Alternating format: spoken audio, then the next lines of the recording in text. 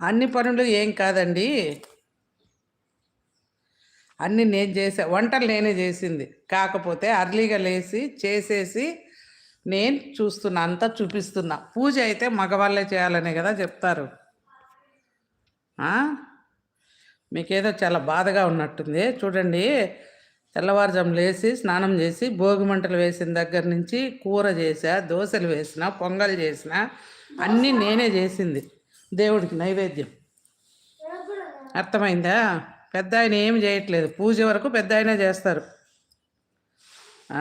పెద్దవాళ్ళు కూడా ఇంటి యజమానే చేయమంటారు పూజ, కాబట్టి మా ఆయన చేస్తున్నారు.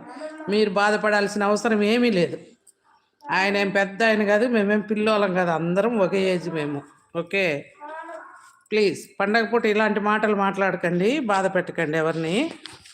మేము ఎవరు చేయాలి ఎవరు చేయకూడదు అలాంటిది ఏమి ఉండదు, అందరం కలిసి చేసుకుంటాం. ఎవరు చేయాల్సింది వాళ్ళు చేస్తాం.